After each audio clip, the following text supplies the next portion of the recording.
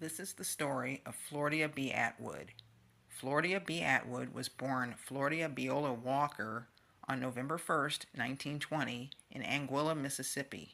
She was the fourth of five children. Her parents were Sam and Lizzie Walker.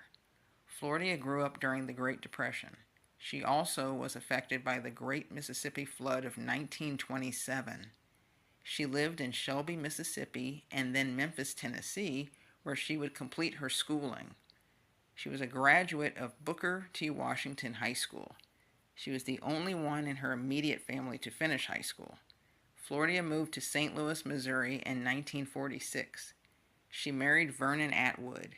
She had a son named Otis. In 1974, Floria became a grandmother when Otis's daughter, Nicole Hentz, was born.